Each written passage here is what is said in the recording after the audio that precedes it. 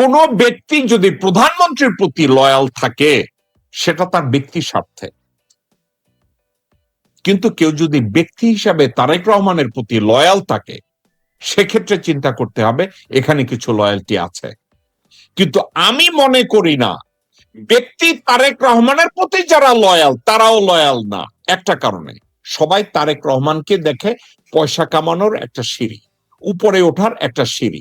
তারেক রহমান যখন লন্ডনে থাকতো তখন তারা ধরে নিত সে বিএনপির ভারপ্রাপ্ত প্রেসিডেন্ট, সেহেতু তারেক রহমানের পা চাটলে আমি ইউনিয়ন পর্যায়েরও ছাত্র দলের নেতা হব। যেমন সিলেটের কয়সার এখন এমপি হয়েছে বোধহয়, মালেক এরা এমপি হয়েছে বোধহয়। এদেরকে যদি আদর্শলিপি বইটা খুইলা বলেন যে আপনারা একটা লাইন পড়েন, তারা কিন্তু পড়তে পারবে না। আপনারা মাদারীপুরের নুরুদ্দিন ওপরে যদি বলেন তুই একটা লাইন পড়, তাহলে পড়তে পারবে না। কিন্তু সে কালবালায় যাইয়া সন্তোষ শর্মা তার সাথে খাতির পাতাইয়া ওই পত্রিকাটা দখল নিছে। এখন এসব সত্য কথা বলার মতো ক্ষমতা কার দেশে? কারোই নাই। এখন এই সত্য কথাগুলো বলতে হবে। ওনার নিরাপত্তার জন্য নিয়োজিত লোকজনরা, ওনার পররাষ্ট্রনীতির ক্ষেত্রে নিয়োজিত লোকজনরা, স্বরাষ্ট্র মন্ত্রণালয়ের দিকে দেশের ইন্টারনাল, বিদেশি কি বলে ডোমেস্টিক সিকিউরিটির ব্যাপারে, ন্যাশনাল সিকিউরিটির ব্যাপারে নিয়োজিত লোকজনরা যে এফেক্টিভ না, তার সবচেয়ে বড় প্রমাণ ওনার রেড ফোনের তার নাই। এখন আমি যদি বলি যে ভাই আপনার পরনে জাইঙ্গা নাই, লজ্জার হবে যে তারেক রহমানের পরনে জাইঙ্গা নাই, এটা কেউ চুরি করছে? রেড ফোনটা হলো কমিউনিকেশনের ফার্স্ট ইনস্ট্রুমেন্ট প্রধানমন্ত্রীর জন্য, এবং প্রধানমন্ত্রীর এই ইনস্ট্রুমেন্টটা সম্পর্কে কথা বলতে গিয়ে মেজর আক্তার গতকালকের বলছে, আজকের ব্রিগেডিয়ার জিয়া বলছে যে রেড ফোনটা যদি বাজে সবার বুঝে নিতে হবে এটা হেড অফ দ্য স্টেট মানে প্রাইম মিনিস্টার। তাহলে তাকে যদি 7 ঘন্টা রেড ফোন থেকে অফ রাখা হয়, তাহলে কেউ যদি তারেক রহমানকে বলে যে প্রাইম মিনিস্টার আপনি তো আপনার নিজের অফিসে ঠিক রাখতে পারেন না, আপনি দেশটা চালাবেন কি করে? এর কিন্তু কোনো জবাব নাই।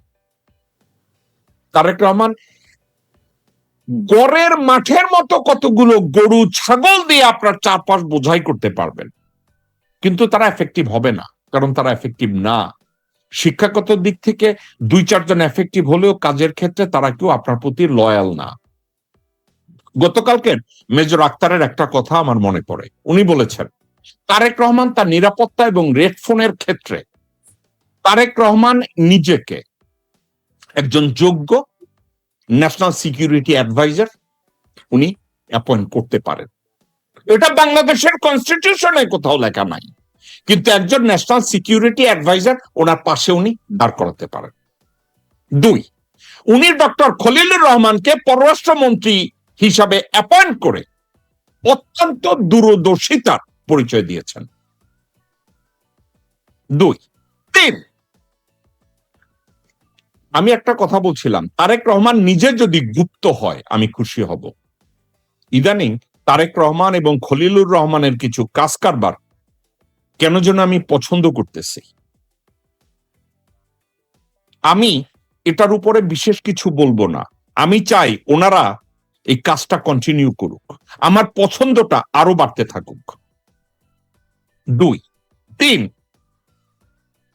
খলিলুর রহমানের কাছে কোনো এক্সপেকটেশন আমাদের থাকা নরমাল, এটা সহজাত প্রবৃত্তি। উনি একজন বাংলাদেশী, উনি 81তম অধিবেশনের প্রেসিডেন্ট হয়েছেন 1 বছরের জন্য, এটা বাংলাদেশের গর্ব নিঃসন্দেহে। ওখানে কোন সাবজেক্ট আলোচনায় আসবে বা না আসবে এটার কোঅর্ডিনেশনটা উনি করতে পারে। টেকনিক্যালি এবং ডিপ্লোম্যাটিক্যালি উনি বাংলাদেশের কিছু সমস্যা নিয়ে কাজ করতে পারেন। মেজর আক্তারের মতো, ব্রিগেডিয়ার জিয়ার মতো, অ্যাডভোকেট মামুনের মতো আমি বলতে পারি যে আমি আশা করি উনি সমস্যা সমাধান করবেন 6 মাস 1 বছরের মধ্যে। আমি এটা করি না। একটা কথা মনে রেখেন, রোহিঙ্গা সমস্যা ক্রিয়েশন হলো ইন্ডিয়া এবং মায়ানমারের তৈরি। ইন্ডিয়া, মায়ানমার এবং হাসিনা একত্রে এই কাজটা করেছে for the sake of Kaladan project, as brigadier Zia described. আপনাদেরকে আমি ঠান্ডা মাথায়, জিয়া সাহেব অনেক কথা বলেছে, আমি একটু অ্যাড করে দেই। মায়ানমারের টোটাল বাজেট ছিল 7.9 বিলিয়ন, এবং এই রোহিঙ্গাদের ওইখান থেকে ডিসপ্লেসের জন্য ভারতের ইনভেস্টমেন্ট ওই বছরে ছিল 6.1 বিলিয়ন। ভারত মায়ানমারকে বলেছে তোমার এন্টায়ার বাজেটের 2/3 আমি দেব, আরাকান যেখানে কালাদান প্রজেক্ট করবে ওই জায়গাটাকে খালি করো। এবং হাসিনাকে বুঝাইছে তোমারে তো নোবেল দিবে তুমি যদি রোহিঙ্গাদের দেশে ঢুকাও, আর ওই মাগি এটা বুঝা গেছে। এখন brigadier Zia, major Akhtar, advocate Mamun একটা কথা বলছে, সবাই আংশিক সত্য কথা বলছে, ভালো বলছে, তাদের বেসড অন দেয়ার ইনফরমেশন। আপনাদেরকে একটা কথা কেউ আপনারা মানেন আর না মানেন, আমি নিরেট একটা সত্য কথা আপনাদেরকে বলছি, আমার দেশের স্বার্থে না বা দেশের বিপক্ষেও না। রোহিঙ্গা সমস্যার সমাধান ইতিমধ্যে হয়ে যেত, সবকিছু কনফার্ম ছিল। খানকি মাগির ছেলে ওয়াকার এবং বিএনপির খানকি মাগিরা এটা করতে দেয় নাই for the sake of Kaladan project. ওয়াকারকে বলছে যে কোনো মূল্যে মায়ানমারের সাথে হিউম্যানিটেরিয়ান করিডোর দেয়া যাবে না। ওই এক করিডোর যদি তখন দেয়, আমাদের 2/3 রোহিঙ্গারা অলরেডি ওখানে থাকতো। ইনুস সাহেবের এই নির্বাচনের আগে তাকে করতে দেয় নাই। আমার এই বক্তব্যের বিরোধিতা যারা করে, আপনারা জানেন না, জানার চেষ্টা করেন না, ওই তথ্য পাওয়ার মতো রিচ আপনাদের নাই। Point blank period. খানকির ছেলে ওয়াকারকে বলা হয়েছে কোন অবস্থাতে ওখানে যেন হিউম্যানিটেরিয়ান করিডোর দেওয়া না হয়। আমি জাতিসংঘের অ্যান্টোনিও গুটেরেজের ওখানে আমি দৌড়াইতেছিলাম কুত্তার মতো, প্রতিদিন 3-4 ঘন্টা দৌড়াইছি কুত্তার মতো। কি হইতেছে? বলছে তোমার দেশের আর্মি লিডাররা, পলিটিক্যাল লিডাররা সব তোমার দেশের বিপক্ষে, তুমি কি, তোমরা দৌড়ে কি করবা? ইউনুস ফেল করবে। কিন্তু আমাদের দেশের লোকজনরা একটা থিওরি বাইর করে, তথ্যটা বাদ দেয়, রিয়ালিটিটা বাদ দেয়, এর উপরে দৌড়ায়। আমাকে অমুকে কইছে, আমার কাছে বিশাল এক তথ্য ভান্ডার আছে। তথ্যটা দিছে কেনা? কির পোলা ওয়াকার। আমারে তথ্যটা দিছে কেনা? হামিদ। আমারে তথ্যটা দিছে কেনা? ছাত্রলীগের জাহাঙ্গীর, এখন ডিজিএফআই ডিজি।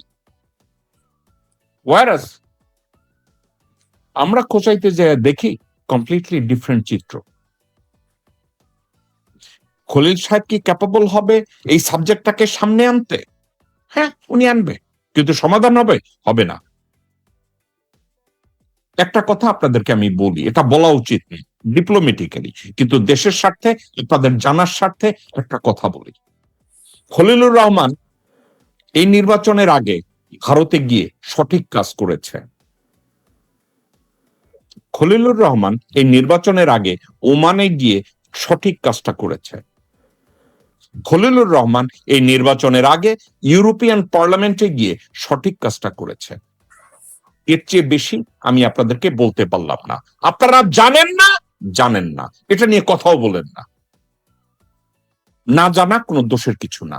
আমি অনেক কিছুই জানি না, এটা দোষের কিছু না। যদি না জানি, অনুমান নির্ভর কথা বলে সমাজটাকে এবং দেশটাকে নিচে নামায় না। আমি কেন জানি খলিলুর রহমান সফল হবে না? খলিলুর রহমান চেষ্টা করেছিল এই ইলেকশনের ভোটে ভারত যেন তার ক্যান্ডিডেসিকে সাপোর্ট করে। যদি ভারত সাপোর্টটা করে, তাইলে রোহিঙ্গা সমস্যার সমাধানে উনি আগায়া যেত। উনি ফেল করেছে, ওনাকে সাপোর্টটা দেয় নাই। উনি একদিক দিকে ইন্ডিয়াকে কনভিন্স করতে গেছে, এবং ভারতীয় চুমকির পোলা আমির খচ্চর মির্জা ফাক সালাউদ্দিন ইন্ডিয়ারে বলছে ওনার কথা শুনলো না, উনি বিএনপির কেউ না। কি বলবেন? তো এখন ওই খানকির পোলারা যদি তারেক রহমানের রেড ফোন কাটছে, আমি তো খুশি। তারেক রহমানের যে নুনু কাটে নাই, আমি খুশি যে রেড ফোন কাইটা ওনারে বাঁচায় রাখছে, ওনার গলা কাটে নাই। ডক্টর শ্রোতা, এই ছিল আমাদের শো। আমার জন্য দোয়া করবেন। ভবিষ্যতে অন্য কোনো বিষয় নিয়ে আমি আপনাদের সাথে কথা বলবো। খলিলুর রহমান সাহেব, আপনি শেষ করার আগে কি খলিলুর রহমান সাহেব, congratulation, you become the president of General Assembly. You do your best. আপনার নাম, ডাক নাম রজার না ডাক নাম পল না ডাক নাম পিটার, এগুলো নিয়ে যাদের যাদের মাথা ব্যথা, তাদের মাথা ব্যথা থাকতে দেন, করতে দেন। আপনি আপনার কাজ করেন, আগায়া যান। কারণ যদি কারো রিসোর্স থাকে এবং যোগ্যতা থাকে, সঠিক সময় ওটাকে কাজে লাগানোর নামই কোয়ালিটি এবং পৌরুষত্ব। আপনি আপনারটা চালায় যান। তারেক রহমান সাহেব, আপনার কারো পছন্দের দরকার নাই। আপনাকে আমি পছন্দ করলাম না আরেকজন পছন্দ করলো, কিচ্ছু আসে যায় না। আপনি জিয়ার ছেলে, রিস্ক নিয়ে আগায় যান। আপনি সফল হবেন, নতুবা মারা যাবেন। আমি জানি আপনার আশেপাশে সবাই আপনাকে বোঝাচ্ছে যে আপনি ইন্ডিয়ান সিকিউরিটি লেয়ারে আছেন। ইন্ডিয়ান সিকিউরিটি লেয়ারে থেকে কোনোদিন বাংলাদেশের উন্নতি সম্ভব না। যারা মনে করে ভারতে গিয়ে ট্রেনিং নিয়ে বাংলাদেশের স্বাধীনতা করেছে, they deserve to drink cow urine and eat cow dung.